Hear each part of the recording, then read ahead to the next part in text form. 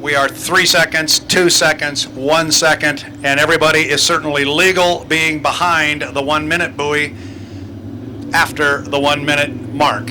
They're passing that buoy right now. But again, these boats can get around the course so darn fast that they're going to stay up there and not run very hard for a while, because we still got 44 seconds, and they got half of the race course they'd have to navigate, and that gives you an idea just how quick they can come around. It's Mark Halverson, Keith Nelson, and Dave Weber. Now they start to put the hammer down a little bit, get a little bit up on the power curve here as they approach 25 seconds to the start. They'll come off the exit pin here, and when they do, they're going to see 15 seconds staring at them, and I think that's a little bit too much time. There's 10 seconds. Yeah, they're going to pull their foot out of it a little bit. They're a little early as we get to 6 seconds still. 4, 3, 2, 1. Mark Halverson's the first across the line. Everybody retarded the throttle. Well, that was a good example of how to get to the line on time, but you got to have boat speed, and boy, they didn't have it. They really got up here early. I think everybody was legal. Halverson has just jumped out to a huge lead coming off the corner. He just took off and he is gone, and I believe that's Keith Nelson who is going alongside and past Dave Weber coming out of the corner, but it's Mark Halverson out of Olympia. He's already 2/3 of the way down the backstretch, and the race course belongs to him at this point. Similar to Jeff Gibson, he came off the corner and he was gone.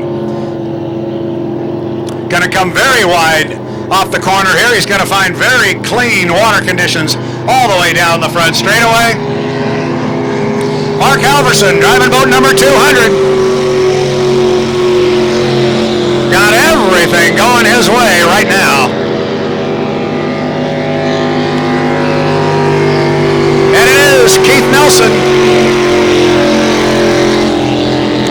He went past what I thought was an ailing Dave Weber as they came off the upper corner. I was kind of thinking maybe Dave would head back to the pit area, and that's what he's going to do. Dave turns to the right, and so he is going to head back to the pit area. Something was clearly not right with that boat when he came off of the lower corner on lap number 1. So we're down to just 2 boats, and they are spread about as far apart as you can be on a race course. Mr. Halverson would much prefer to have somebody right on his hip and pushing him all the way around, but he'll take this run here. He'll put 2 in the books right now. It's Mark Halverson, driving boat number 200.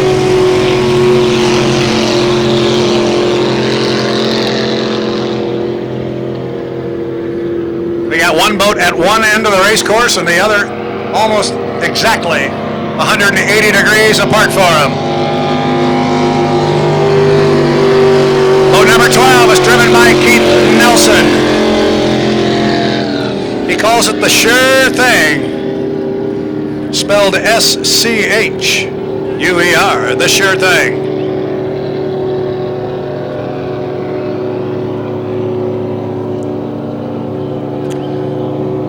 So Mr. Halverson out there having a nice Sunday afternoon drive around beautiful Lake Pateros.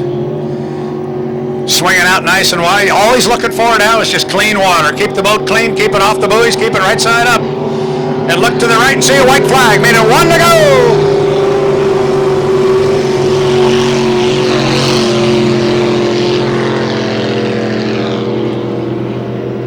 The only thing better than a white flag to a boat racer is a checkered flag. Mr. Halverson will see that the next time he comes around. Meanwhile, Keith Nelson getting equally a nice ride, driving boat number 12.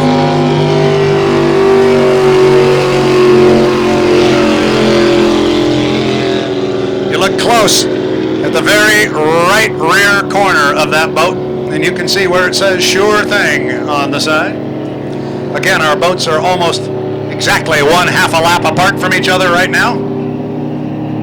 As Keith goes into the lower corner, here comes Mark. Off the upper turn, he will come down. Look right.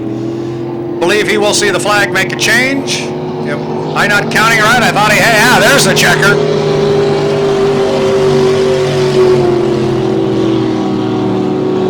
Thought for a minute I had kind of mixed up on the flags there. I thought he had received the white flag the lap before, and he did indeed get the checkers.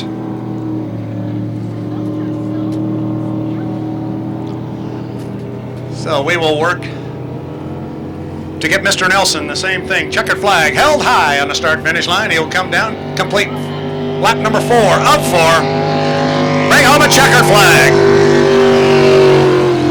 We had 3 start, only 2 finished. Unfortunately, we lost Dave Weber at the end of lap number 1.